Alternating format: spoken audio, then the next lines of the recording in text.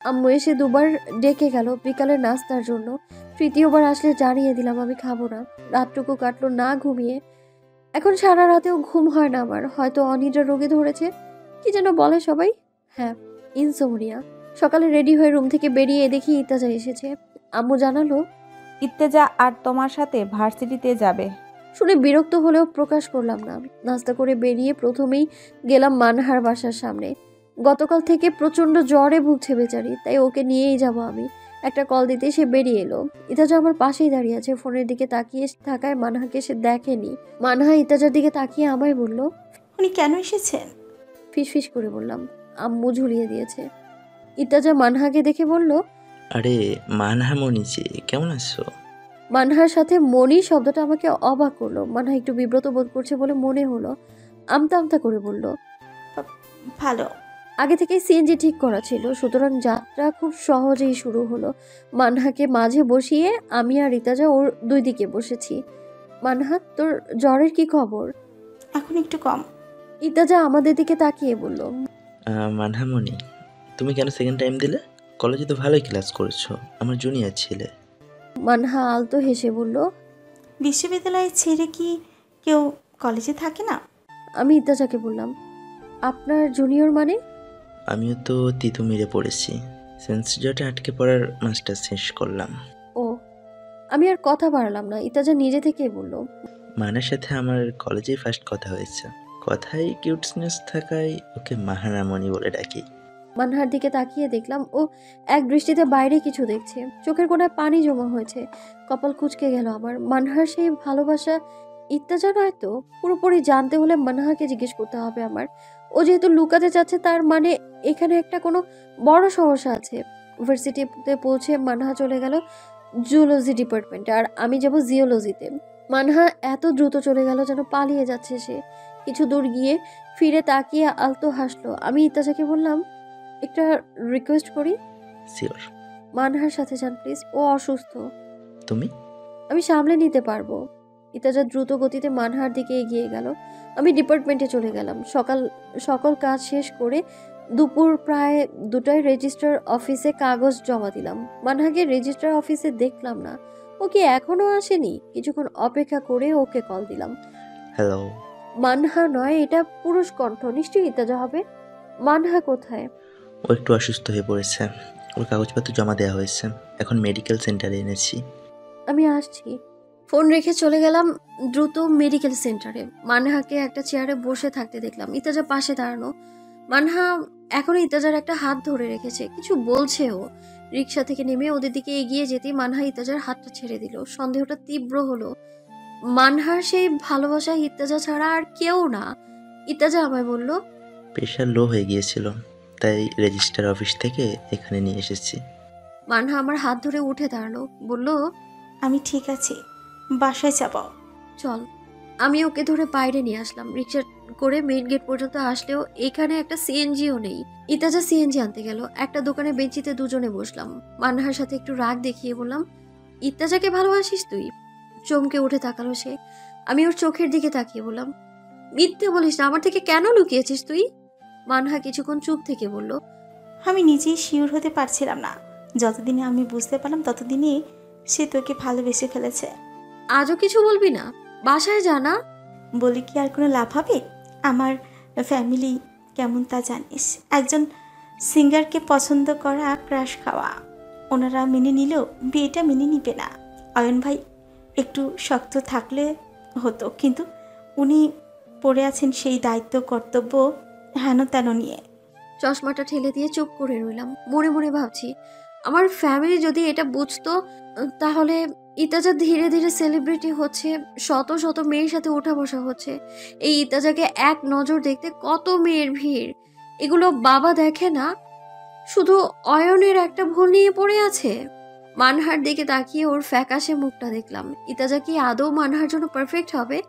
মানহাকে বললাম, অয়নকে কেন দোষ দিচ্ছিস? দায়িত্ব তো সবারই আছে, না হলে আমি কেন বিয়েতে রাজি হলাম? মানহা কিছু বললো না। আমি জিজ্ঞাসা করলাম, ইতাজা জানে? হুম। বলেই মাথা নাড়লো। আমি জানাবো? আমাকে বাধা দিয়ে বলল, যদি রিজেক্ট করে বা অপমান করে সহ্য করতে পারবো না। ইয়াত্তাজা, অয়ন ভাইয়ের মতো শান্ত নয়, প্রচণ্ড রাগী আর বদমেজাজি স্বভাবের। তাই বলে এর মধ্যে ইতাজা সিএনজি নিয়ে আসলো। আমাদের কথা মাঝপথে থেমে গেল। রাস্তাটা মোটামুটি ভালোই জ্যাম ছিল। হঠাৎ আমার ফোন বেজে উঠলো। ফোন বের করে অয়নের নাম্বার দেখে ভয় পেয়ে গেলাম। আর চোখে ইতাজার দিকে তাকালে দেখলাম সে কানে হেডফোন লাগিয়ে রেখেছে। রিসিভ করলাম। হ্যালো। কই আছিস তুই? গাড়িতে, ভার্সিটি থেকে ফিরছি। ও, ইত্তাজার সাথে আছে? হুম। বাসায় এসে কল দিস। মানহা আমার কাঁধে মাথা রেখে বসে রইল। ফোন রেখে বললাম, খারাপ লাগছে? হুম। মানহাকে ধরে রাখলাম। ইতাজা একবার আমাদের দিকে তাকালো, তারপর পানির বোতল এগিয়ে দিয়ে বলল, পানি লাগবে? মানহা আর চোখে একবার ইত্তাজাকে দেখে আবারও চুপ থাকলো। আমি পানির বোতলটা দিয়ে মানহাকে খাইয়ে দিলাম।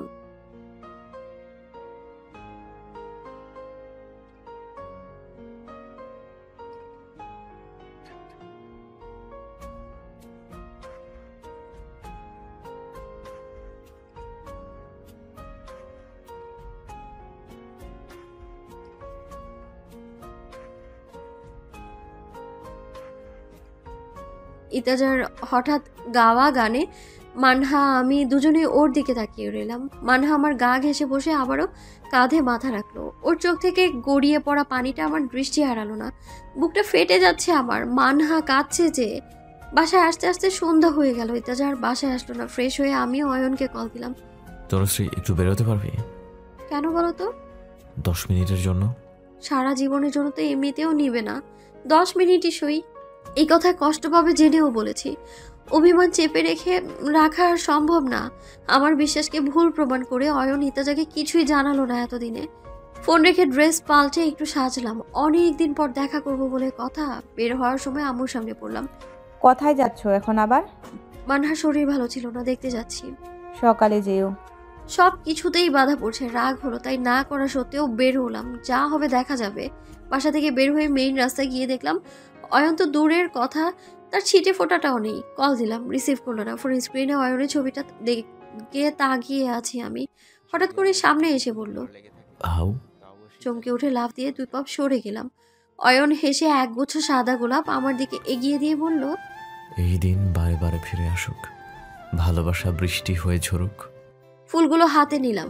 আমার সাদা গোলাপ পছন্দ, কি করে এখনো মনে রেখেছে সে। আমার ফোনটা টেনে নিয়ে বলল, বাহ, আমার ছবি ওয়ালপেপারে দিয়ে রেখেছিস, সুন্দর লাগছে আমাকে, বল।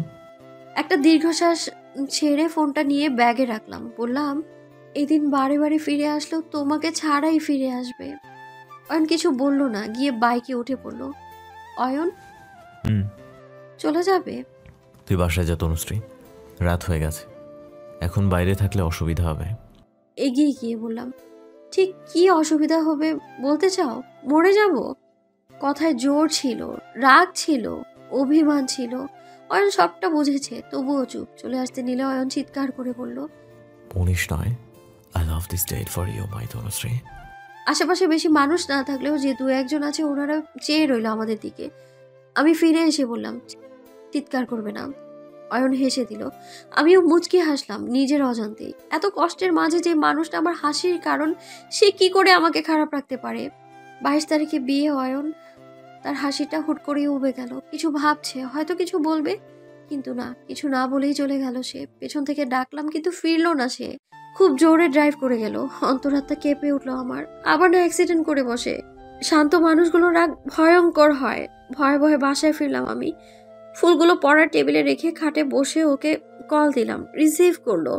আম্মু এসে বলল, কোথায় গিয়েছিলে? বলেই তো গেলাম।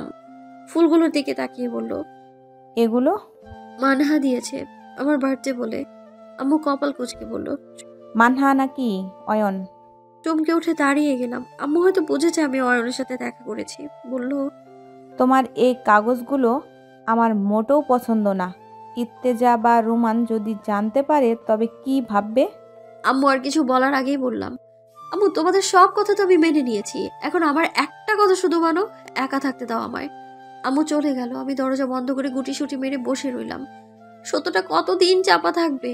মনে পড়ছে একটা রাত, কুমিল্লায় কাটানো সেই রাত, যখন আমরা কাছাকাছি। অয়ন ফিস ফিস করে বলেছিল, বৈধ না করে তোকে আমার করব না। সেই রাতে ফ্লোরে বসে গল্প করার সময়ও বারে বারে চোখ ফিরিয়ে নিয়েছে সে। আমি খেয়াল করেছি তাকে, আমার চোখের দিকে তাকায়নি সে। হয়তো কোনো ভুল হওয়ার ভয়ে তাকায়নি, তবুও তার চরিত্র নিয়ে এত বড় একটা কথা রটে গেল। ক্লান্ত থাকে, চোখ লেগে গেল। হঠাৎ ফোন কেঁপে ওঠায় লাফিয়ে উঠে দেখি অয়ন কল করেছে। অয়ন? অপর পাশ থেকে কোনো কথা আসছে না, ভয়টা আবারও লাগছে। অয়ন, কিছু বলো না প্লিজ, খুব নিম্ন স্বরে বলল। তনুশ্রী, আমার তনুশ্রী। কি বলছো? অয়ন কিছু বললো না, আমিও কিছুক্ষণ চুপ থেকে বললাম, বাসায় পৌঁছে গেছো? হুম এত জোরে ড্রাইভ করো না, ভয় হয় আমার। হুম। অয়ন, তুমি কি শুনছো আমার কথা? আবারও নীরবতা বিস্তার করছে। হুট করেই অয়ন বলে ওঠে, ভালোবাসি তোকে তনুশ্রী, খুব করে ভালোবাসি। পরিণয়টা না হলে এ বেলায় আমরা হয়তো এক হব কোন এক গোধূলি বেলায়। অয়নের এলোমেলো কথায় কান্না পেল। দুজনেই চুপ করে রইলাম। খুব বিচ্ছিরি একটা মুহূর্তে আছি, যা কোনো ভাষায় বোঝানো সম্ভব নয়। নিজেকে অবশেষে সামলে নিয়ে বললাম, অয়ন, একটা কথা বলতে চাচ্ছিলাম। হ্যাঁ বলো। হঠাৎ তুমি ডাকটা অচেনা লাগলো। ওর মুখে তুই শুনেই তো অভ্যস্ত আমি। অয়ন, বলবো আমি? বলো। কান্না আটকে বললাম, মানহা ইত্তেজাকে ভালোবাসে। কখন, কোথায়, কিভাবে ইত্তেজার সাথে ওর দেখা হয়েছে তা আমায় বলেনি, তবে ওর কথায় বুঝেছি ওদের সম্পর্ক আছে, কিছু তো আছে। অয়ন কিছুক্ষণ চুপ থেকে বলল, কে বলেছে তোকে? মানহা। ইত্তেজা ওকে মানহা মনি বলে ডাকে। একদিনে নিশ্চয়ই এমন হয়নি। ইত্তেজা? নামটা খুব শক্ত করেই উচ্চারণ করলো সে। রাগটা কি সে ইত্তেজার প্রতি করছে? তবে করুক, ইত্তেজার প্রতি রাগ তো আমারও আছে। মানহা এত সিরিয়াস প্রেমে এমনি এমনি তো পড়ে যায়নি। এই দিনটা যে আসবে সেটা তুমিও জানতে আর আমিও জানতাম, তবে কেন এতদিন চুপ করেছিলে? আর মাত্র 2 দিন, তারপরে তো আমি ইত্তেজার হয়ে যাব। আমার প্রশ্নের উত্তর অয়নের কাছে নেই। তার নীরবতা আমায় এটাই বোঝালো, অয়ন, তুমি চুপ থাকো, কিন্তু আমি আর চুপ থাকতে পারবো না। আমার বেস্ট ফ্রেন্ডের ভালোবাসাকে আর যাই হোক আমি তো বিয়ে করতে পারবো না। অয়ন আবারও নীরব। ওর নীরবতা কষ্ট দিচ্ছে আমায়, কেন বুঝতে পারছে না সে। অবশেষে নীরবতা নিধন হলো। অয়ন বলল, বিয়ে হবে না তোদের, মান গেলে যাক, সম্মান বিলীন হোক, তবুও ভালোবাসা বেঁচে থাকুক।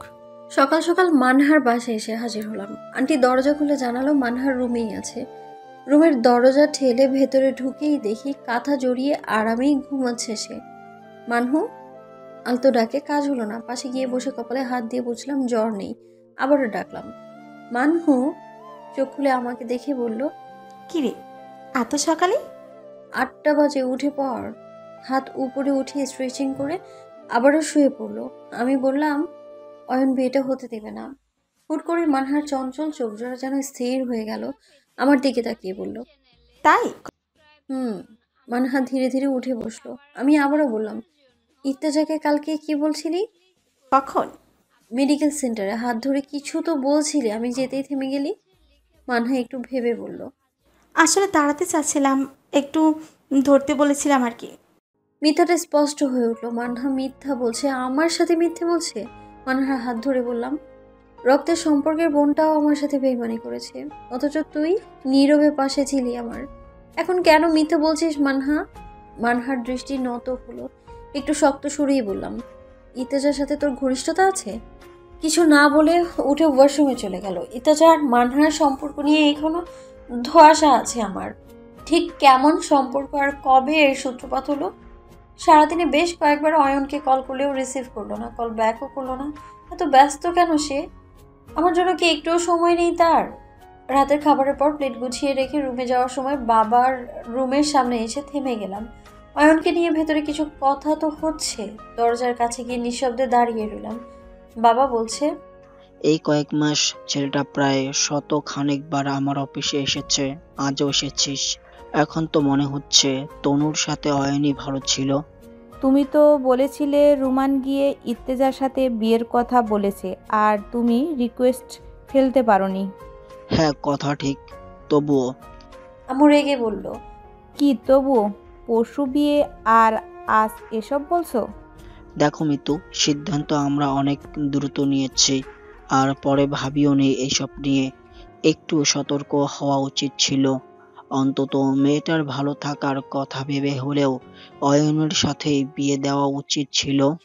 দুজনেই চুপ করে আছে। বাবা আবারও বলল, ভুল করেছে বুঝলাম, কিন্তু অয়ন তো সেটা অস্বীকার করেনি। বারবার একই বিষয়ে ক্ষমা চাচ্ছে সে। আমি মুচকি হাসলাম। তার মানে আমার অজান্তেই অয়ন বাবাকে নরম করার বড় বড় হাতিয়ার কাজে লাগিয়েছে। বাবা এখন প্রায় রাজি, শুধু বিয়েটা ভাঙার দূরত্ব। হ্যাঁ, আমার অয়ন। রুমে গিয়ে বিছানায় শুয়ে পড়লাম। ভেবেছিলাম আজ হয়তো একটা শান্তির ঘুম হবে, কিন্তু হলো না। হবে কি করে? সারাদিনে অয়নের সাথে একবারও যে কথা হয়নি আমার। সকালে বাড়িতে আত্মীয় স্বজন আসা শুরু করেছে। কোনো হলুদের অনুষ্ঠানের আয়োজন হবে না, তবুও এত মানুষ কেন দাওয়াত দিল? আপু এসে দরজায় নক করলো। দরজা খুললে নাস্তা করে রেডি হতে বলল, কারণ মেহেদি দেয়া হবে। কাজিনরা সবাই এটা সেটা নিয়ে কথা বলছে নিজেদের মাঝে। ফ্রেশ হয়ে এসে ফোনটা হাতে নিয়ে দেখি একটা মেসেজ। ভেবেছিলাম হয়তো অয়ন, কিন্তু না, অয়ন নয়, ইত্তেজা মেসেজ করেছে, দেখা করতে চায়। তার মানে কিছু তো হয়েছে। আমি ড্রেস পাল্টে নিজেকে শান্ত রেখে গেলাম সোজা বাবার কাছে। বাবা, জি বাবা। আমি একটু বাইরে যাব, মানহার জ্বর। বাবা একটু হেসে বলল, যাও। এত সহজেই রাজি হবে বুঝতেই পারিনি। নাস্তা না করে বাসা থেকে বেরিয়ে ইত্তেজাকে কল দিলাম। ইত্তেজা, কোথায় আপনি? তোমার পেছনে। পেছনে ঘুরে একটু দূরেই ইত্তেজাকে দেখলাম, বাইক নিয়ে এসেছে। আমায় বলল, ওঠো। কেন ডেকেছেন সেটা বলেন, আমি চলে যাব। ইত্তেজা ভারী সুরে গম গমিয়ে বলল, তোমার অয়ন রাগ করবে আমার সাথে বাইকে চললে। কথাটা শুনে অস্বস্তি হলো। বাইকে উঠে বসলাম। ইত্তেজা দ্রুত নিয়ে আসলো বাসাবো শহীদ আলাউদ্দিন স্মৃতি পার্কের কাছে। বাইক থামিয়ে বলল, নামো। নেমে একটু সরে দাঁড়ালাম। ইত্তেজা হেলমেট খুলে বাইকের লুকিং গ্লাসে চুল ঠিক করছে। আমাকে কপাল কুঁচকে তাকিয়ে থাকতে দেখে বলল, অয়নের সাথে কতদিনের সম্পর্ক? চুপ করে রইলাম। ইত্তেজা আবারও বলল, অয়নের সাথে ঝগড়া রাগ হয়েছে নাকি যে আমাকে বিয়ে করতে রাজি হয়ে গেলে? পরিস্থিতিটাই এমন। কেমন? চোখ ছোট ছোট করে তাকিয়ে বললাম, কেমন আবার? বাধ্য হয়েছিলাম। ইস, পুরাই বাংলা সিনেমা। এবারে রাগটা মাথা চাড়া দিল আমার। কিসের সিনেমা? বাবা মাকে কষ্ট দিতাম? অয়নের বাবা তো আপনার বাবার জন্যই। বলে থেমে যেতেই ইত্তেজা কান চুলকে বিরক্তি নিয়ে বলল, এসবও বলেছে অয়ন? ফ্যামিলি ম্যাটার বাইরের মানুষের সাথে কেন যে শেয়ার করে। By the way, Ayan job করে, ভালো মানুষ। ওকে ছেড়ে হঠাৎ আমার সাথে কেন বিয়ে ঠিক হলো? চমকে উঠলাম। মাথা নিচু করে ফেলতেই বলল, বাঙালি বাবা মায়েরাও পারে, সব ঠিক থাকবে, শুধু ছেলে বা মেয়ে প্রেম করলেই দোষ। লোকটার কথায় অত্যধিক ভনিতা। আবারও বলল, দেখো, আমি সবই জানি। এখন কথা হলো অন্যের প্রেমিকাকে বিয়ে করতে আমার রুচিতে বাঁধবে, কিন্তু থেমে যাওয়াটা ভয়ের কারণ হলো আমার। ইত্তেজা আমার দিকে এগিয়ে এসে বলল, কিন্তু অয়নকে কেন মেনে নেয়নি তা না জানা পর্যন্ত বিয়ে ভাঙছি না। অয়ন এই লোককে কতটুকু বলেছে আমি জানি না, তাই চুপ থাকাই শ্রেয়। কিন্তু চুপ থাকলে বিয়ে ভাঙবে না যে। নিচু স্বরে বললাম, অয়নকে বাবা খারাপ মনে করে। ইত্তেজা কান বাড়িয়ে বলল, শুনিনি জোরে। রাগ উঠলেও নিয়ন্ত্রণ করে বললাম, বাবা অয়নকে খারাপ মনে করে। ইত্তেজা হাসলো, বলল, ওয়াই? অয়ন খারাপ আর আমি ভালো? আবারও হেসে পকেট থেকে সিগারেট বের করে জ্বালালো। আমি নাক ঢাকলাম। এতদিন লোকটাকে ভালোই দেখে এসেছি, অথচ আজ তার অন্যরকম আচরণ দেখছি। দেখো তন্থি, লাস্ট কয়েক মাসে আমি হাজার হাজার মেয়েকে জড়িয়ে ধরেছি। এখন এসব আমার জন্য কোনো ব্যাপারই না। আর অয়ন ভিড়ের মধ্যেও জেনে বুঝে কোনো মেয়ের গায়ে হাত দেয় না। থেমে সিগারেটে একটা লম্বা টান নিয়ে বলল, কলেজ লাইফ থেকে সিগারেট আসক্ত, অথচ অয়ন এসব ছুঁয়েও দেখে না। আমার কাছে একটু ঘেঁষে বলল, লিপ কিস করে দেখোনি? ছি, মাত্রাতিরিক্ত হচ্ছে এবারে। সরে গেলাম আমি। ইত্তেজা হাসলো, আবারও আগের মতো আরামে সিগারেটে টান দিল আর সাদা ধোঁয়া বাতাসে উন্মুক্ত করলো। আমি জানি অয়ন এসব কিছু করবে না, অন্তত বিয়ের আগে তো না। এসব ছাড়াই প্রেম হয়েছে, মানুষে লাগেনি? ঘৃণা লাগছে ইত্তেজার প্রতি। এত বাজে ভাষায় কেউ কিভাবে কথা বলতে পারে? আর এই ছেলেকে কিনা মানহা ভালোবেসেছে। ইত্তেজা আবারও বলল, মানহা এখনো টিনেজার রয়ে গেছো, একটু আদুরে নামে ডাকলেই ভালোবাসি বলে ধরে নেই। লোকটার গালে কষিয়ে দুটো থাপ্পড় মারতে ইচ্ছে করছে আর বলতে ইচ্ছে করছে, যা বলবি সরাসরি বল। সিগারেটটা পায়ের নিচে পেশে ফেলে বলল, আমার আসল রূপটা দেখানো উচিত ছিল, এবং বিয়ের আগেই উচিত ছিল, তাই দেখিয়ে দিলাম। বললে না তো অয়নকে কেন খারাপ ভাবে তোমার বাবা? চশমা ঠেলে বললাম, অন্যের প্রেমিকাকে বিয়ে করতে না আপনার রুচিতে বাঁধবে? তবে বিয়ে ভেঙে দেন। আর কোনো কারণ আমি বলতে চাই না। ইতাজা দাঁত বের করে হাসলো, তারপর এক হাতে আমার গাল চেপে ধরে বলল, তোমার সাথে থেকে থেকেই আমার ছোট্ট ভাইটা এত ধারালো কথা শিখেছে। বিয়ে ভাঙছে না, অন্তত আমি তো ভাঙবো না। অয়ন যদি পারে তো ভেঙে দেখাক। হাতটা সরিয়ে দিয়ে বললাম, অভদ্রতা কি রক্তে মিশে আছে আপনার? এই রক্ত অয়নের মাঝেও বইছে। বাইকে উঠে চোখ টিপে হেলমেটটা পরে বলল, বাসে চলে যাও, বাই। ইতাজা চলে গেল। আমি হেঁটে বাসার দিকে রওনা দিলাম। লোকটাকে কিছু কড়া কথা শোনাতে পারলে ভালো লাগতো আমার, কিন্তু হিতে বিপরীত হয় ভয়ে উল্টো পাল্টা কিছু বলিনি আমি। আবার সে ফিরে এসে বলল, তানিমা ভাবিকে দেখতে এসে তোমাকে একটা চিঠি দিয়েছিলাম, পেয়েছিলে? অবাকের এই পর্যায়টা হয়তো অবশিষ্ট ছিল। যে চিঠি রুম্মান ভাইয়া দিয়েছে বলে ধরে নিয়েছিলাম, সেটা ইত্তেজা দিয়েছিল, তাও আমাকে। তোমাকে ভালো লেগেছে তাই দিয়েছিলাম। ওকে, আসছি। চলে গেল। কিছুক্ষণ পেছন দিকে তাকিয়ে থেকে আবারও হাঁটা শুরু করলাম। ফোন বেজে উঠলো। অয়ন কল করেছে। রিসিভ করে ধমক দিয়ে বললাম, কাল সারাদিনে কয়বার কল দিয়েছি দেখেছো তুমি? অয়ন আদুরে সুরে বলল, তনুশ্রী সরি, আসলে অনেক বড় ঝামেলায় ফেসে গিয়েছিলাম। বাসায় কিছু হয়েছে? অনেক কিছু হয়েছে, ইত্যাজা ঝামেলা করেছে। আমি হাঁটা থামিয়ে দিলাম, বললাম, মাত্রই আমার সাথে দেখা করেছে। কি বলেছে? দেখা করো তুমি। কি বলেছো ইত্তেজাকে তুমি? অয়ন একটু চুপ থেকে বলল, ইত্যাজাকে আমি কিছুই বলিনি, বলার আগেই কাল সকালে এত বড় ঝামেলা হয়েছে। কপাল কুঁচকে গেল আমার। তুমি বলনি? না। তবে কি মানহা বলেছে? সবই জানি ইত্তেজা। অফিস থেকে আজকে তাড়াতাড়ি বেরোবো, দেখা করিস। কল কেটে গেল। অয়ন যদি না বলে থাকে তাহলে ইত্তেজা জানলো কি করে এসব? মানহা। বাসায় এসে দেখি মেহেদি দেওয়ার ধুম পড়েছে। আমাকে দেখে আয়েশা আপু বলল, যাক, কনে অবশেষে এলো, বসো বসো। প্রতিবাদ না করে মেহেদি দিয়ে নিলাম। বাসায় একটা রমরমা পরিবেশ বিরাজ করছে। বিয়ে বিয়ে ভাবটা চলে এসেছে। সন্ধ্যার দিকে মানহা আসলো বাসায়। আমার রুমে এসে বলল, অয়ন ভাই কি বলেছে ইত্তেজাকে? আমি আর চোখে তাকিয়ে বললাম, অয়ন তো কিছুই বলেনি। তুই কি কিছু বলেছিস ইত্তেজাকে? না তো। মানহা ফোন বের করে একটা ভয়েস মেসেজ অন করলো। মানামণি, ওই মনি বললে তো আবার ধরে নিবে আমি তোমাকে ভালোবাসি। শোনো মানা, এভাবে ভালোবাসা হয় না। আমি তোমাকে ভালোবাসি না, আর এসব নিয়ে আর ভাববেও না। মানহার কান্না দেখে ওকে থাপ্পড় মারতে ইচ্ছে করলো আমার। যদিও মারলাম না। এরকম অসভ্য ছেলের প্রতি অনুভূতি কি করে আসতে পারে কারো? রাত প্রায় 8টার দিকে অয়ন কল করলো। তনুশ্রী বাইরে আয়। বলাটা যত সহজ, বের হওয়াটা এতটাও সহজ নয়। তবুও মানহার সাহায্য নিয়ে বের হতে পারলাম। বাসার সামনের রাস্তায় কতগুলো ইট আর শুকনো কাঠ এনে রাখা হয়েছে। বড় বড় হাড়িও চলে এসেছে। কালকের রান্না এখানেই হবে। প্রথমে অয়নকে খুঁজে না পেলেও পরক্ষণে দেখি গ্যারেজের ভেতরে সে দাঁড়িয়ে আছে। দৌড়ে তার কাছে গিয়ে বললাম, অয়ন, আজ রাতটাই তো শুধু। অয়ন হেসে দিল। আমার দুগালে হাত দিয়ে বলল, এতদিন অপেক্ষা করেছিস, তবে আজকের রাতটা অপেক্ষা কর। ইত্যাজা কি বলেছে? একটু দূরে দাঁড়িয়ে থাকা মানহার দিকে তাকালাম। মানহা দাঁড়িয়ে ফোন টিপছে। মানহাকে ভয়েস মেসেজ দিয়েছে।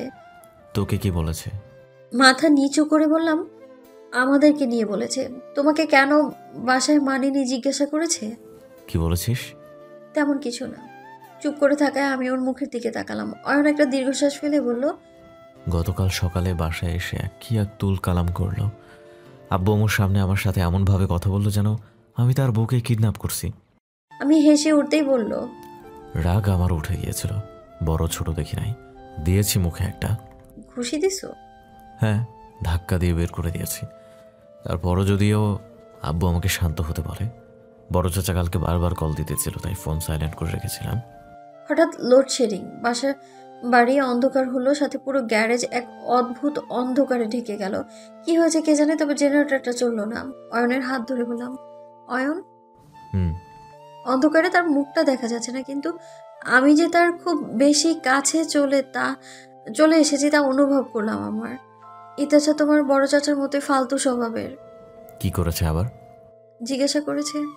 আমি থেমে গেলাম। কথাটা ঠিক বলে উঠতে পারলাম না।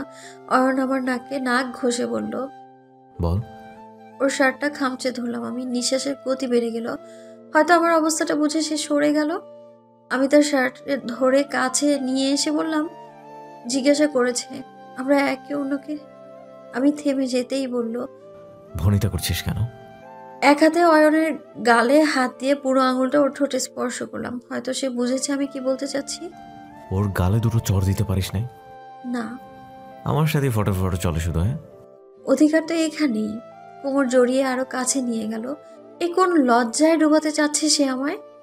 অয়ন, কাল সব ঠিক হয়ে যাবে তো? ধরে নে সব ঠিক হয়ে গেছে।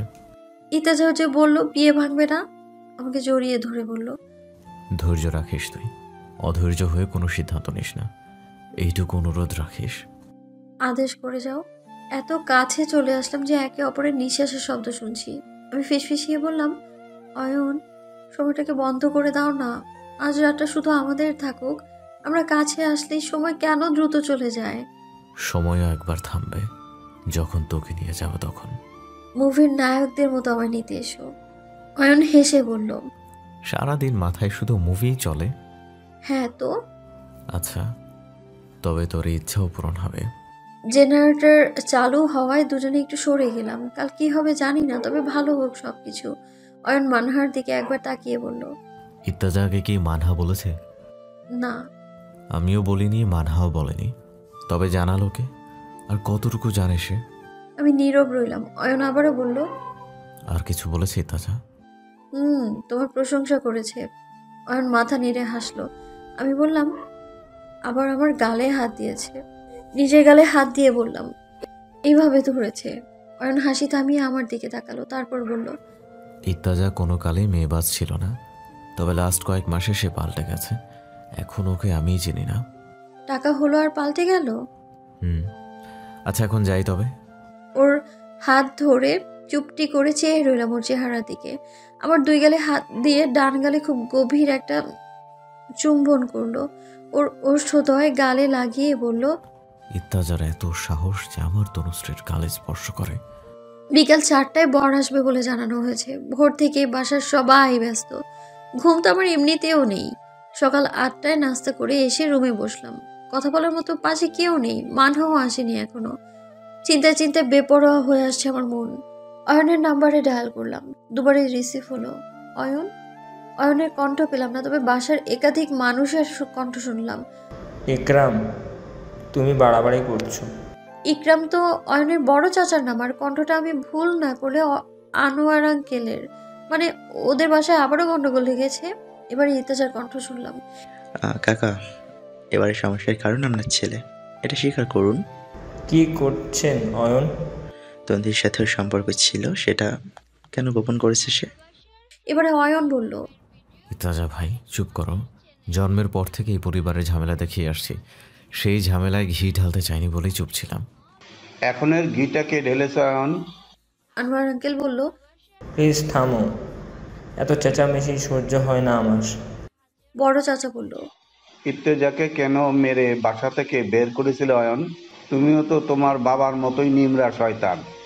অয়ন শক্ত কণ্ঠে বলল, আব্বু তুমি রুমে যাও, আর ইত্তেজা ভাই, চাচা আপনারা বেরোন বাসা থেকে। ওই দিনের মতো ঘাড় ধরে বের করতে চাই না, ভালোই ভালো বেরোয় যান। এই মেইন দরজাটা হলো লক্ষণ রেখা, এটা পার হয়ে এদিকে যেন আর না আসেন। বিয়ে কি করে আটকাও তুমি, আমি দেখব।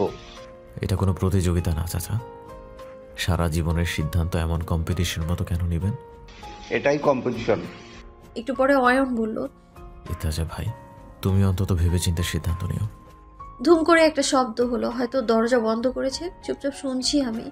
এত সব ঘটনার জন্য আমিই দায়ী। যদি রুমান ভাইয়াকে আগেই সবটা বলে দিতাম, তবে হয়তো এত কিছুই হতো না। আমি কিছু বলতে গিয়েও থেমে যাই। কারণটা হলো জাহানার আন্টির কথা। একটা মেয়ের জন্য সংসারে আবারও অশান্তি। ছেলেটাও হয়েছে আমার, যেন দুনিয়াতে আর কোনো মেয়ে নেই। আজ আবার মেয়েটার বিয়ে ভাঙতে যেও না। ওই মেয়ে বাসায় আসলে আমি থাকবো না। আম্মু হয়েছে তো অনেক, থামো। আন্টি ধমক দিয়ে বললেন, কি থামবো? বিয়ে ঠিক হওয়ার পরেও তো মেয়েটাকে তুই বাসায় এনেছিলি। অথয়ের বিয়েতে মিতুকে দাওয়াত দিয়েই ভুল করেছি। আমার সাদাসিধা ভালো ছেলেটাকে ফাঁসিয়ে। আন্টির কথার মাঝেই কলটা কেটে গেল। আমার কান্না পেল। টেবিলের উপরে থাকা আমার ডায়েরিটা নিয়ে গিয়ে বারান্দায় দাঁড়ালাম। এই ডায়েরিতেই আমার অয়ন আর আমার সবচেয়ে সুন্দর সুন্দর মুহূর্তগুলো। বারান্দায় বসে গত রাতের ঘটনাগুলোও লিখছি। হয়তো এটাই শেষ লেখা। এমন সময় অয়ন কল দিল। কণ্ঠকে যতটা পারি স্বাভাবিক করে বললাম, অয়ন, বাসায় আবারও ঝামেলা হয়েছে? এগুলো তো প্রায়ই হয়। অয়ন একটা দীর্ঘশ্বাস ফেলে বলল, চাচা তো কোনো কথা শুনতেই রাজি না। ইত্তাজা ভাই বুঝবে হয়তো। ইত্তাজা কালকে কি করেছে ভুলে গেছো?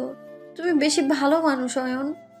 এতটাও না, শুধুমাত্র বাবা অসুস্থ বলে। ওর কথার মাঝেই বললাম, আন্টি আমাকে কোনোদিনও মেনে নেবে না, আমার কারণে তোমার সাথে আন্টির দূরত্ব হবে। অয়ন একটু চুপ করে থেকে বলল, হইছে তো, এবারে একটু থাম। বিরক্ত হচ্ছে তুমি? না, কিন্তু সবাই সকাল থেকে যা খুশি আমাকে বলছে। রাগ দেখিয়ে বললাম, তবে এসো না আমায় নিতে, তবে কেউ আর কিছু তোমায় বলবে না। অয়নের কণ্ঠ আরো নরম হয়ে গেল। তনুশ্রী, কালকে আমি বলেছিলাম তোকে ধৈর্য রাখতে, কেন অধৈর্য হচ্ছিস? আর তো মাত্র কিছুক্ষণ। কথা শেষ না করে কান্না করে দিলাম। অয়ন চুপ, আমি কাঁদছি আর থেমে থেমে ফুপিয়ে উঠছি। অনেকটা সময় পর অয়ন বলল, তনুশ্রী শান্ত হও, এসব তো আমাদের জীবনেরই অংশ। এরকম ভালো খারাপ চক্রাকারে চলতে থাকে, পুরোটা জীবন এরকম হবে না। আজ যদি ইত্তাজার সাথে তোর বিয়ে হয়েও যায়, তবুও মেনে নিতে হবে, এটাই নিয়তি। আমি চুপ করে গেলাম, কান্নাটাও বন্ধ হয়ে গেল। অয়ন যেহেতু বিয়ে নিয়ে সংশয় আছে, তাই আমার চিন্তাটা আরো বাড়লো। তনুশ্রী, যা হবে সবটা আগে থেকেই নির্ধারিত। জন্ম মৃত্যু বিয়ে আমাদের হাতে নাই। বিচ্ছেদ তো সকলের জীবনেই থাকে, কখনো সাময়িক, কখনো চিরস্থায়ী। কিছুক্ষণ চুপ থেকে বলল, এখন বলবো, ধৈর্য রাখ। হাত পা কাঁপছে আমার, অয়নের কথাগুলি গুলিয়ে ফেলছি আমি। ইকরাম চাচা আগেই বোধহয় সব জানতো, আর জেনে শুনেই বিয়েতে মত দিয়েছে। কিভাবে বুঝলে? শুনি না কি বললো, বিয়েটা তার কাছে কম্পিটিশন। চোখ মুছে বললাম, কিন্তু উনি কিভাবে জানলো? সেটা জানি না, আমি শিওর নই, আর শিওর হয়েও লাভ নাই। কিছুক্ষণ চুপ থেকে বললাম, অয়ন আমার তোমাকেই লাগবে। পাগলামি করিস না। কল কেটে দিলাম, কাঁদছি আমি, চোখে বড় বাঁধ তৈরি করতে ইচ্ছে করছে। ড্রয়িং রুমে বাবার কাছে গিয়ে বুঝলাম বাবা খুব ব্যস্ত। শুধু বাবা নয়, মামা, খালু, চাচু, ফুপা সবাই ব্যস্ত। বিয়ের জন্য এত সমারোহ, অথচ বিয়েটাই ইচ্ছের বিরুদ্ধে। গোসল করে আমাকে বিয়ের শাড়িটা পরিয়ে দেওয়া হলো। মূলত বিয়ের দুটো শাড়ির মধ্যে কোনটাতে ভালো লাগবে সেটাই দেখছে আমার বোনেরা। মানহাকে মিস করছি, সে এখনো আসেনি। তানিমাপু থেকে থেকে কথা বললেও আমি কোনো জবাব দিলাম না। ফারিয়া আপুকে ডেকে বললাম, আপু আমাকে একটু একা থাকতে দিবে, ভালো লাগছে না আমার। কি হয়েছে, শরীর খারাপ? না প্লিজ, একা থাকতে দাও কিছুক্ষণ। ফারিয়া আপু সবাইকে বুঝিয়ে বাইরে নিয়ে গেল। তনিমা আপু দরজার সামনে দাঁড়িয়ে আছে, আমি দেখেও না দেখার ভান করলাম। আপু চলে গেল, রুমে চুপচাপ বসে আছি। এর মধ্যে অয়ন আবারও কল দিল, রিসিভ করে গাড়ির শব্দ পাচ্ছি, মানে সে বাসার বাইরেই আছে। অয়ন শান্ত গলায় বলল, আমি গাজীপুর যাচ্ছি তনুশ্রী। কি বলছো তুমি? কেন? উত্তেজনায় এক প্রকার চেঁচিয়ে উঠলাম আমি। অয়নের সেই শান্ত সুর রইল। কারণটা অনেক গভীর, বিয়ের সময়ের আগে না ফেরার সম্ভাবনাই বেশি। চিৎকার করে কাঁদতে ইচ্ছে করলো, কিন্তু কাঁদলাম না। এখন করো না অয়ন, তোমার তনুশ্রী মরে যাবে। তনুশ্রী তো এখন আর আমার নেই। কথা থেমে গেল, হুট করে কলটাও কেটে গেল। কি শুনলাম আমি? কি হচ্ছে এসব আমার সাথে? গতকাল অয়ন বলল সব ঠিক হয়ে গেছে, কিছুক্ষণ আগেও তো আমাকে ধৈর্য রাখতে বললো, অথচ এখন এই অবস্থা, তাও এমন হঠাৎ করে কেন? অনেকটা সময় একা একা রুমে কাটালাম। অয়নকে ছাড়া বাকিটা জীবন কিভাবে কাটাবো? 20 বছরে কারো মৃত্যু হয় না, হয়তো, তবে আমার কেন হচ্ছে না? আমার ডায়েরি আর অয়নের দেয়া চিঠিটা নিয়ে নিচে নেমে আসলাম। এটা হতে পারতো তনুশ্রীর ডায়েরি। সেসব প্রেমিকের জন্য নিদর্শন হতে পারতো যারা কথা দিয়ে কথা রাখে না। সেসব পুরুষের জন্য শিক্ষার হতে পারতো যারা তাদের ভালোবাসাকে আগলে রাখতে পারে না। সেসব মেয়েদের জন্য উদাহরণ হতে পারতো যারা অপেক্ষা করতে পারে না, বেকার প্রেমিকের অবস্থার কথা বোঝে না। কিন্তু তা হয়নি, তা হতে পারেনি। এটা ডায়েরির ব্যর্থতা নয়, এ তো ডায়েরি লেখিকার ব্যর্থতা। বড় চুলাটা সদ্যই জ্বালানো হয়েছে।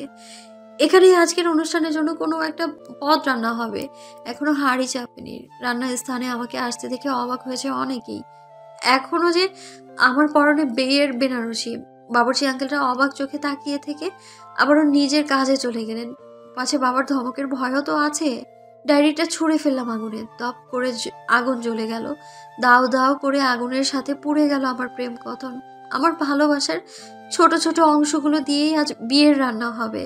চিঠিটাও ছুঁড়ে ফেললাম। অয়নের চাকরি পাওয়ার খবরটা তো ওই কাগজের টুকরোই নিয়ে এসেছিল। দু চোখ আর কত বাধা মানবে, আর কত থেমে থাকবে নোনা জল? চোখ ছেড়ে গাল বেয়ে টুপটুপ করে পড়ছে ওরা। মুছবো না, আর বাধাও দিব না।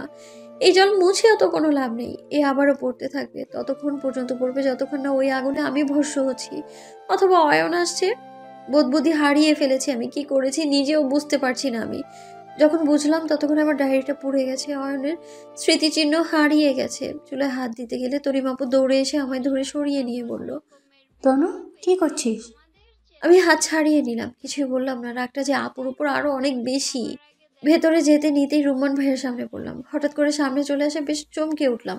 আমার চেহারা দিকে একটু তাকিয়ে আপুর দিকে তাকালো। আমি ভাইয়াকে পাশ কাটিয়ে বাসায় চলে আসলাম। আপু আমার সাথেই এলো। কিছুক্ষণ পর ভাইয়া বাসায় ঢুকে আমায় বলল, তন্নি একটু বাইরে চলো তো।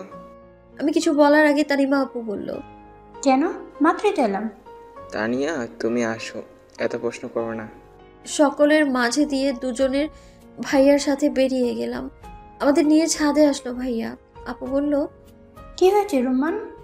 ডান হাতে ভ্রু চুলকে ভাইয়া বলল, আয়নের সাথে তোমার সম্পর্ক আছে তন্নি, অথচ এই খবর গোপন রেখেছো তুমি। তার ওই কাজিন ইর্তিজাকে বিয়ে করছো কেন?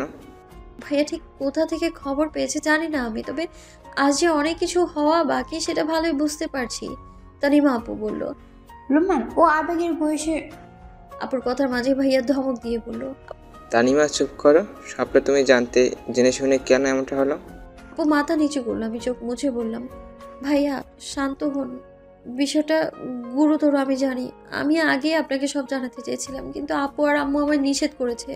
ভাইয়া আর চোখে আপুকে একবার দেখে বলল, কেন? আপনার অপমান হবে বলে।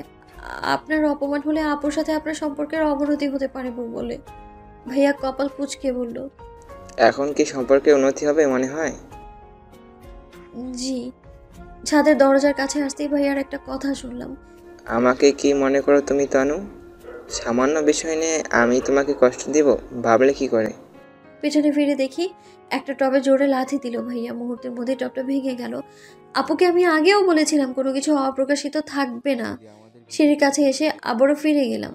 ভাইয়া ভাইয়া আমার দিকে তাকালো। একটা ঢোক গিলে বললাম, একটা অনুরোধ করবো ভাইয়া। উনি মাথা নাড়লেন। আমি নাক টেনে বললাম, প্লিজ ভাইয়া, বিয়েটা ভেঙে দিন। আয়ন আসবে না। গাজীপুর যাচ্ছে। কেন তা আমি জানি না। ভাইয়া কিছু বললেন না। আমি নিজে থেকেই ইতেজার বলা সব কথা আর ওর ব্যবহার ভাইয়াকে বলে দিলাম। যতই বলছি ততই তার কপাল কুঁচকে যাচ্ছে। তন্নি ইর্তিজা একটু রাগী, এটা আমি জানি। ওর সিগারেটের অভ্যাস আছে তাও জানি, কিন্তু মেয়েদেরও অনেক সম্মান করে। তিতুমির কলেজের আমিও পড়েছি, কাছ থেকে দেখেছি ওকে। সব বিশ্বাসযোগ্য হলেও ও মেয়েদের অসম্মান করে, এটা আমি মানতে পারলাম না। কথাটা অদ্ভুত ঠেকলো। কাল অয়ন বলল ইতেজা মেয়ে বাজনা, আজ ভাইয়া বলছে তার মানে ইতেজা ভালো। আমার সামনে এইসব কেন বললো তবে? হ্যাঁ, লাস্ট কয়েক মান্থে ও একটু অদ্ভুত বিহেভ করেছে। আঙ্কেলের কথায় উঠা বসা শুরু করেছে, মানে একদম আঙ্কেল হ্যাঁ বললে হ্যাঁ আর না বললে না। আগেও এমন করতো না। অয়নকে জানানো উচিত মনে হলো। আমি আপুর দিকে তাকিয়ে বললাম, ভাইয়া আপুর দোষ নেই, আমার কারণে নিজেরা অশান্তি করবেন না। জানি না আমার কথা ভাইয়া কতটুকু বুঝেছে, কিন্তু উনি বুঝবে বলেই মনে হয়। আমি বাসায় চলে আসলাম। অয়নের নাম্বারে একের পর এক কল দিয়েই যাচ্ছি, কিন্তু বারবার ফোনের সুকণ্ঠী নারী জানান দিচ্ছে সে ব্যস্ত আছে, মানে কল কেটে দিচ্ছে। অয়নের কি হলো যে এভাবে গাজীপুর যাচ্ছে? এদিকে ঘড়ির কাঁটাও অবিরাম ঘুরছে। সময় থামবে না, সময় যাবে আর আমি অয়নকে হারিয়ে ফেলবো। ভালোবাসা হারানোর যন্ত্রণায় আমি জ্বলছি, পড়ছি, কিন্তু শেষ হচ্ছি না। দুপুর 2টার পর আমাকে সাজানোর জন্য অন্য রুমে আসলো আপুরা, কিন্তু তানিমা আপু নেই এখানে। রুমান ভাইয়া নামাজ পড়তে গিয়ে এখনো আসেনি। আপু হয়তো এখনো ভাইয়ার কথা বলা কথাগুলো নিয়েই ভাবছে। আয়েশা আপুকে বললাম, আপু বাবা কোথায়? আপু একটি ভেবে বললেন, ফুপা তো এখনো নামাজ থেকে ফেরেনি। এখনো না? আসলেই দেখিনি আমি। শাড়ি পরিয়ে মেকআপ চলছে, এর মধ্যে দরজায় নক করলো। তম্ভু, মা একটু বাইরে আসো। বাবার কণ্ঠ পেয়ে আমি লাফিয়ে বেরিয়ে গেলাম। বাবা আমাকে দেখে জোরপূর্বক একটু হাসলেন, হাত ধরে নিয়ে গেলেন তানিমাপুর রুমে। এই রুমে রুমান ভাইয়া আর আপুও আছে। আমরা যেতেই ভাইয়া বলল, তনি আমাকে একটু রিকোয়েস্ট করেছে যেন বিয়েটা ভেঙে দিই। বাবা আমার দিকে তাকিয়ে বললেন, তাই? বাবা অয়ন তো আসবে বলেও গাজীপুর যাচ্ছে সে। আমার কথার মাঝেই বাবা বলল, আসবে, অয়ন না এসে পারবে না। আম্মু এসে দরজার কাছে দাঁড়ালো। তানিমা আপু বলে ওঠে, সকলের মাঝে আমি একটা কথা বলি, বিয়েটা ঠিক করে উচিত হয়নি, আমাদের ভুল হয়েছে। মানহা আমাকে বলেছে ইতাজের সম্পর্কে। রুমান ভাইয়া বলল, ইত্তাজা খারাপ নয়, হয়তো কোনো কারণে ও নিজেকে খারাপ করে প্রেজেন্ট করছে, কিন্তু তনু যেহেতু চাচ্ছে না তাই বিয়েটা হলে সবার জন্যই ক্ষতি। বাবা বোধহয় একটু চিন্তিত হলো, কিছুক্ষণ চেয়ে রইল আমার দিকে। বিষয়টা স্বাভাবিক, বিয়ের দিন বিয়ে ভাঙা মোটেও সহজ কিছু না। এর মধ্যেই ফারিহা আপু দরজার বাইরে থেকে বলল, খালু, মেহমানরা এসেছে। বাবা চমকে উঠলো। রুমান ভাইয়ার দিকে তাকালে ভাইয়া বলল, আমি দেখছি। ভাইয়া বেরিয়ে যেতেই বাবা আপুকে ইশারা করলেন আমার সাজ শেষ করানোর জন্য। ওনারাও হয়তো বুঝতে পারছেন বিয়ের 1 ঘন্টা আগে বিয়ে ভাঙা সম্ভব নয়। কারণ কেন এমনটা করলো? সে কি আসতে পারতো না? নিজের রুমে যাওয়ার সময় ড্রয়িং রুম থেকে একটা চেনা কণ্ঠ শুনলাম। আপুর দিকে তাকিয়ে আলতো হেসে ডাইনিং ড্রয়িং রুমের মাঝের পর্দাটা একটু সরিয়ে দেখি যা ভেবেছি তাই। অয়ন এসেছে, একা নয়, সাথে আনোয়ার আঙ্কেল আর ইত্তেজাও আছে। ইত্তেজাকে দেখে মনে হচ্ছে না সে বিয়ে করতে এসেছে। সাধারণ একটা কালো টি শার্ট আর লাইট ব্লু জিন্স পরনে, হেডফোনটা ঘাড়ে ঝুলিয়ে রেখেছে, হাতে ফোন। অয়ন তো বরাবরের মতো পরিপাটি, ফর্মাল। ইত্তেজা বলল, আমি এসব নিয়ে কিছুই জানতাম না আঙ্কেল। তন্দি অয়ন কেউই বোঝেনি, বলেনি। আপনারা তো বলতে পারতেন, কিন্তু বলেননি। শেষমেশ বাবা আমাকে জানিয়েছে এসব। বাবা চুপ। অয়নও চুপচাপ আছে। ইত্তেজা আবারও বলল, বিষয়টা একটা এলোমেলো পর্যায়ে চলে গেছে। তন্দি যেদিন ভার্সিটিতে ভর্তি হতে গেল সেদিন সকালে বাবা আমাকে এসব বলেছে। প্রথমে তো বিশ্বাস করতে মন চায়নি, পরে অর্থের থেকে শিওর হলাম। রাগ বেশি অয়নের সাথেই হয়েছিল। রাগের মাথায় অনেক কিছু বলেছি ওকে। আনোয়ার আঙ্কেল বললেন, একরাম ভাই এখনো সবটা মেনে নেয়নি। উনি আগে থেকেই সব জানতেন, তাও বলেনি। কারণটা কি জানি না। বাবা রুমান ভাইয়ার দিকে একবার তাকিয়ে বললেন, এখন কি করতে চাচ্ছেন? আঙ্কেল কিছু বলার আগেই ইত্তেজা বলল, শুধু শুধু সারা জীবন সাফার করার থেকে অয়নের সাথে তন্দির বিয়ে হলেই ভালো হবে। আপনার রাজি থাকলে ভালো, না হলে আমি জোর করে বিয়েটা দিব। সকলেই কিছু না কিছু বলছে, কিন্তু অয়ন একেবারেই চুপ। হঠাৎ ওর দৃষ্টি পড়লো পর্দার ছোট ফাঁকে। ওর চাপা হাসি দেখে আমি ভেঙচি কাটলাম। আপু পেছন থেকে বলল, চল, সাজবে না? আমি ফিরে দেখি আপুর মুখেও হাসি। আমি রুমে এসে ড্রেসিং টেবিলের সামনে বসলাম। তানিমা আপু কানের কাছে এসে বলল, ইত্তাজাকে যা বলা উচিত ছিল বলেছি। আমি অবাক হয়ে তাকিয়ে বললাম, কবে বলেছ?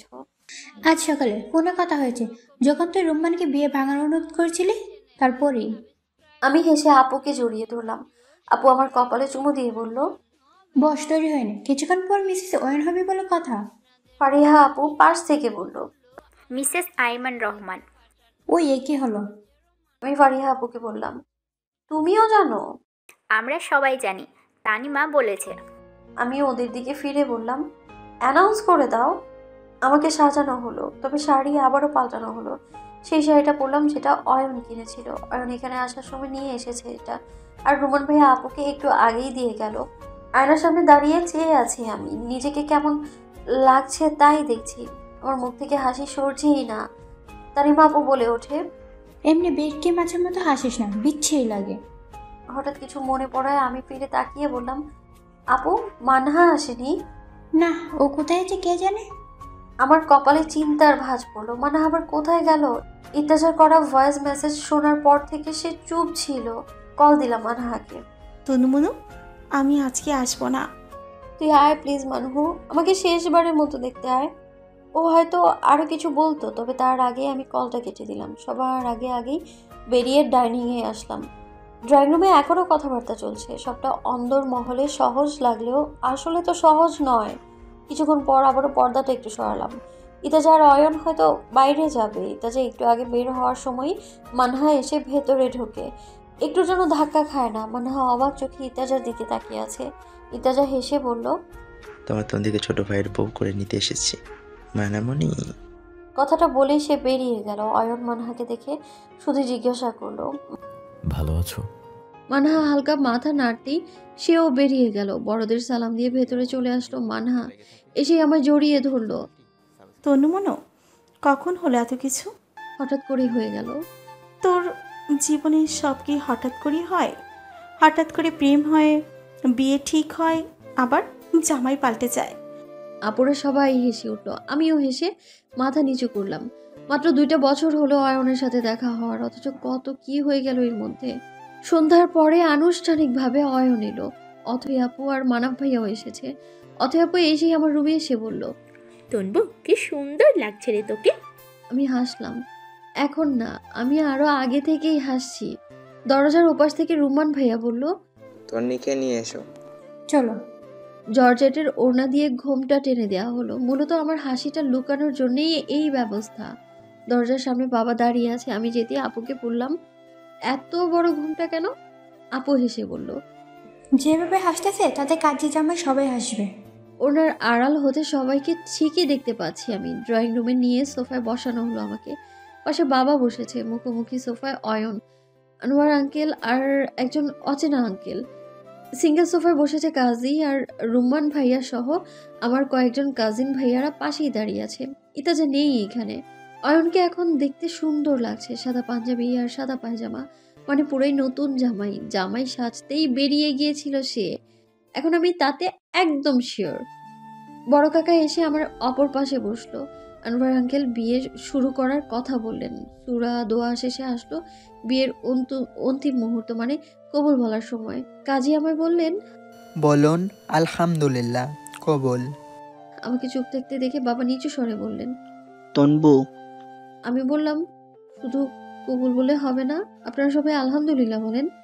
কথাটা খুব ধীরে বললেও পুরো রুম নিশ্চুপ থাকায় মোটামুটি সবাই শুনেছে। সবাই জোরে হাসি দিয়ে দিল, এমনকি বাবার কাজীও হাসছে। অয়নকেও মুখ টিপতে দেখলাম, হাসতে দেখলাম। রেগে গিয়ে ঠোঁট উল্টে কবুল বলে দিলাম। সবার সাথে অয়নও জোরে আলহামদুলিল্লাহ বলে উঠল। আমি চমকে উঠে ওর দিকে তাকালাম। শুধু আমি না, সবাই ওর দিকে তাকালো। সে মাথা নিচু করে হেসে দিল। বড় কাকা আমাকে ভেতরে নিয়ে আসলো। আম্মু আমায় বকা দিয়ে বলল, কি সব বলো তুমি? তুমি কিভাবে শুনছো? আপু হাসতে হাসতে বলল, রোমান এসেছিল, বলে গেছে। আম্মু জুসের গ্লাস আমার হাতে দিয়ে বলল, বিয়েটা হয়েছে, এজন্য শুক্রিয়া করে আলহামদুলিল্লাহ বলতে হয়। যেমন মেয়ে জামাইও তেমনই। মানহা এসে বলল, অতিরিক্ত আবেগে বেচারির এই অবস্থা হয়েছে, পাগল ছাগল। আমি মাথা নেড়ে খেতে থাকলাম। নিজের বোকামির জন্য নিজেরই হাসি পাচ্ছে এখন। মেহমানরা খাওয়া দাওয়া করলো, তারপর বিদায়ের সময় আসলো। আপুদের মতো কান্নাকাটি করে আমার বিদায় দেওয়া হলো না। বাবা একটু গম্ভীর থাকলেও আমার খুশিতে বাবাও প্রচুর খুশি হয়ে গেল। মানহার একটা কথা খুব করে মনে থাকবে, ভালোবাসাকে ধরে রাখতে হয়, বিশ্বাস থাকলে মিলন ঠিকই হবে। কথাটা শুনে একটু কষ্ট হলো। মানহার অপূর্ণ প্রণয়ে ওকে সারাটা জীবন যন্ত্রণা দিবে।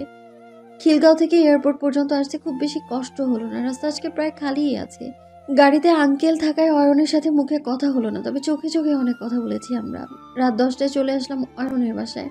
আন্টি আর অয়নের ছোট চাচি আছে এখানে। দরজা খুলে কুশল বিনিময় করে ভেতরে চলে গেলেন আন্টি।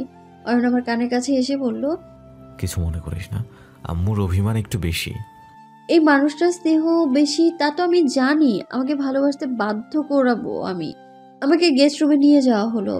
অয়নের ছোট চাচি একজন চমৎকার মানুষ। আমাকে সুন্দর মতো রেখে উনি খোঁজ খবর নিলেন। অথয়াপুর সাথে অয়নের 4 জন মেয়ে কাজিনও এলো। 2 জন হলো ওর ছোট চাচার মেয়ে, আর বাকি 2 জন ওর খালাতো ও মামাতো বোন।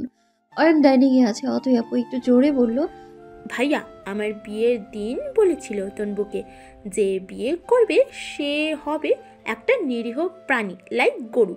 শেষে তুমি সেই গরু হলে। সবাই হো হো করে হেসে উঠলো, আমিও হেসে উঠলাম। অয়ন কিছু বলল না।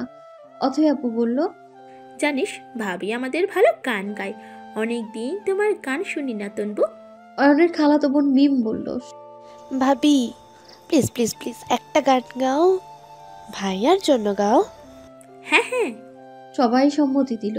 আমার মাথায় দুষ্টুমি চেপে বসলো। আমি অথয়াপুকে বললাম, দরজা চাপিয়ে দাও। অথয়াপু উকি দিয়ে বলল, ওখানে ভাইয়া ছাড়া আর কেউ নেই। এবারে ছাড়া গরুর মতো গান শুরু করলাম, তাও পুষ্পা মুভির সেই ভাইরাল গান সামি সামি। আমার সাথে সাথে সবগুলো গাইতে শুরু করলো। অয়ন এসে দরজায় দাঁড়াতেই আমি থেমে অন্যদিকে ঘুরে গেলাম। অয়ন বলল, থামবি তোরা? নিজেকে সার্বজনীন স্বামী মনে হচ্ছে। আবার একটা হাসির রোল পড়লো। 11টার দিকে আমাকে অয়নের রুমে নিয়ে আসা হলো। অথই আপু আমায় বলে গেল, ওয়েট করো, ভাইয়াকে পাঠাচ্ছি। আমি মুচকি হাসতেই অথই আপু আমাকে একটা হাসি ছুঁড়ে চলে গেল। ড্রেসিং টেবিলের সামনে গিয়ে দাঁড়ালাম। সাজটা একটু পাল্টে গেছে, এতক্ষণের ধাক্কা বলে কথা। মাথার ওড়নাটা খুলে রাখলাম। বেডসাইড টেবিলে এক গুচ্ছ সাদা গোলাপ রাখা আছে। প্রাণ ভরে ঘ্রাণ নিলাম আমি। মনে আবারও দুষ্টু পাখি ডানা ঝাপটালো। কিছু স্বপ্ন, কিছু মেঘলা, কিছু বইটই ধুলো লাগা, কিছু ইচ্ছে সাড়া দিচ্ছে এই বসন্ত রাত জাগা মমচিত্তে। পাশ ফিরতেই আজ পলাশ ফুলের কাব্য, নীতি নৃত্যে ফুল ছিঁড়তে শুধু তোমার কথাই ভাববো। আজ হাওয়া বেপরোয়া দিল সন্ধে পাখির ঝাঁক। এই বিকেল আর বেলি ফুল হৃদ মাঝারে থাক নীল দিগন্তে। গান গেয়ে এক প্রকার নাচ করছিলাম আমি। পেছনে অয়নের সাথে ধাক্কা খেতেই গানটা থেমে গেল। ফিরে দেখি সে হাসছে, আমাকে পাগল করা সেই হাসি। কিরে, মনে খুব রং লেগেছে? হ্যাঁ। ওর কথার জবাব না দিয়ে পাল্টা প্রশ্ন করলাম, তুমি যে বলেছিলে গাজীপুর যাচ্ছ, কেন বলেছিলে? তোকে ভয় দেখাতে। মানে? কপাল কুঁচকে গেল আমার। সে হাসলো। তুই বলেছিলি মুভির মতো তোকে আনতে যেতে। সকালে ইত্তাজা ভাইকে কনভিন্স করে ফেলেছিলাম, তাই মুভি ক্রিয়েট করতে এই ছোট্ট নাটকটা করলাম। ওর হাতে মারতে মারতে বললাম, তুমি খুব খারাপ। আমি কতটা ভয় পেয়ে গিয়েছিলাম জানো? মিথ্যে বলেছো তুমি। কতটা কেঁদেছিলাম আমি, তুমি জানো? আমি রাগ করে তাকাতেই অয়ন আমার গালে চুম্বন করে বলল, রাগ করে না তনুশ্রী, হলদে পাখিটা। টেবিলের বইগুলো নিয়ে শেলফে রাখছে সে। আমি গম্ভীর মুখে বললাম, তুমি বাইরে যাও। অয়ন আলতো হেসে বলল, বিয়ে হয়ে গেছে, সো এখন তো রাত কাটালে সমস্যা নেই। ধমক দিয়ে বললাম, অসভ্য, বাইরে যাও। কেন? আমি ঘোমটা দিয়ে বসে থাকবো, তুমি এসে ঘোমটা তুলে দেখবে। অয়ন ভ্রু উঁচিয়ে আমার দিকে তাকালো। আমি ওকে ধাক্কা দিয়ে বললাম, যাও না। না গেলে কি করবি? আমি কিন্তু সেই লেভেলের মারামারি জানি। আবার আমার খুব সুন্দর একটা শখ আছে। কি? আমি জিম করব, শক্ত পোক্ত বডি হবে আমার। অয়ন কাশি দিয়ে বলল, মানে দুনিয়ায় এত কিছু থাকতে জিমটাকে বেছে নিলি? হ্যাঁ। এমনিতেই তোর হাত খুব শক্ত, মারলে খুব লাগে, আবার জিম লাগবে কেন? আর শক্ত হবে। অয়ন দীর্ঘশ্বাস ছেড়ে বলল, খাল কেটে কুমির তো নিয়েই আসছি, এখন দরজা কেটে গরু আনতে হবে। তেলে বেগুনে জ্বলে উঠলাম। এমন অপমান সহ্য করা যায় না তো। একটু জোর গলায় বললাম, আমাকে তুমি কুমির গরু বললা? ওমা, সেটা কখন বললাম? বলি কথা হাটের মাঝে, যার কথা তার বুকে বাজে। কিরমিরিয়ে বললাম, এটা হাট না, এটা আমাদের বাসর ঘর। অয়ন হেসে ভরিতা করে বলল, ভাগ্যিস বললি, আমি তো ভুলেই গিয়েছিলাম। ওকে ধাক্কা দিয়ে বের করে দিলাম। অথবা আপু বাইরে ছিল। আপুর কণ্ঠ শুনলাম, আরে ভাইয়া, তুমি এখানে কি করো? নাথিং, তুই তোর কাজে যা। যাচ্ছি। আমি এতক্ষণে বড় করে ঘুমটা টেনে বিছানায় বসে পড়েছি। অয়ন ভেতরে ঢুকে আমার দিকে তাকালো। ওড়নার আড়াল থেকে আমিও তাকে দেখছি।